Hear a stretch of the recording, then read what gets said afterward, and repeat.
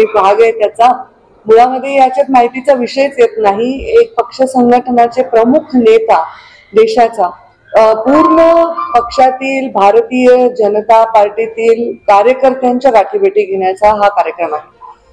आमचे नेते अमितभाई शहा आणि राज्याचे नेते आणि प्रभारी हे सर्व मिळून प्रत्येक विभागाच्या कार्यकर्त्यांच्या भेटी घेत आहेत. आज जसं मराठवाड्यातील सर्व कार्यकर्त्यांच्या त्यांनी भेटी घेतल्या आणि तो आम्ही कार्यकर्त्यांना एक कार्यक्रम देतोय की जास्तीत जास्त प्रत्येक बूथवर आम्ही कसं मतदान वाढवू आणि आमच्या जास्तीत जास्त जागा कशा निवडून येतील याच्यासाठी आम्ही प्रयत्न करणार आहोत. जागा वाटपामध्ये भारतीय जनता पार्टीला 160 ते 65, शिंदे गटाला 80 ते 85 आणि अजित पवार गटाला 55 ते 60 जागा मिळतील असं सध्या समजतंय बाहेर. त्या संदर्भात काही चर्चा झाली का? त्या संदर्भात काय सांगा? या संदर्भांमध्ये ज्याही चर्चा आहेत त्या चर्चानंतर जी अधिकृत निर्णय होईल त्याची गोष्ट नक्कीच पक्ष करेल.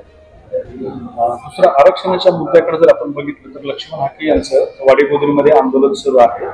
तर धनगर समाजाला एसटी मधून आरक्षण मिळावं देण्यासाठी समिती सुद्धा स्थापन झालेली आहे.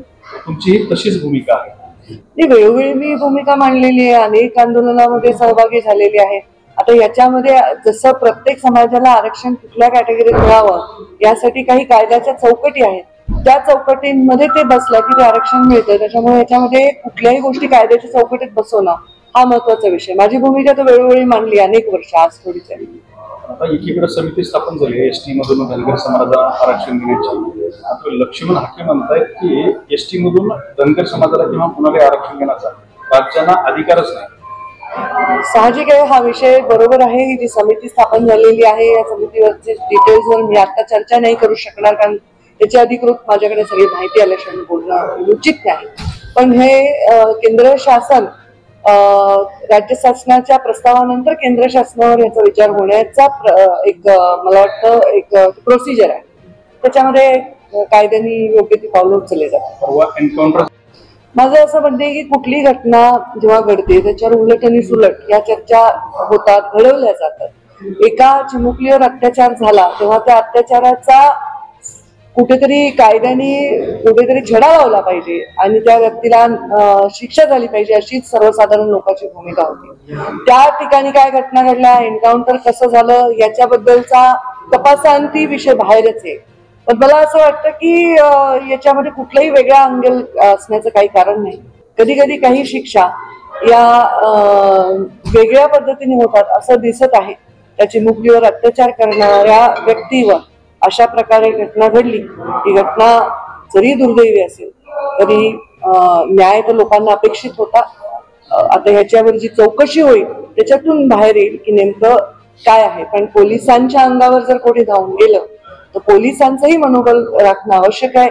पोलिसांनी स्वसंरक्षणार्थ एखादी जर स्टेप घेतली तर त्याच्यावर टीका होण्याचं मला वाटत नाही कुठलंही कारण. तुमचे आमदार भाजपचे टेकचंद सावरकर त्यांनी म्हटलं की लाडकी बहीण हा जुगार आहे, महिलांनी कमळाला मतं द्यावीत यासाठी ही सारी भांडण केली असं मी त्यांचं स्टेटमेंट ऐकलं. आणखी एक महत्वाचा मुद्दा चर्चेत आला की विधानसभा निवडणुका आहेत. प्रीतम मुंडे या तुमच्या भगिनी ज्या लोकसभेला 2 वेळेला विक्रमी मतांनी निवडून आल्या होत्या, मात्र त्यांना तुमच्यासाठी जागा सोडावी लागली. आता संसदीय राजकारणातून बाहेर आहे, तर येणाऱ्या आगामी विधानसभेमध्ये त्या काही लढणार आहेत का? लढल्या तर कोणत्या मतदारसंघात? त्याच्यावर मी कुठलीही भाष्य आता करू शकत नाही. माझी भूमिका सगळ्यांना माहित होती, माझ्यासाठी सोडावी लागली नाहीये. मला पक्षाने डिक्लेअर केल्यामुळे मला ती लढावी लागली असं ते चित्र आहे. तर त्यामध्ये आमच्यामध्ये काही विषय चर्चेत नाही.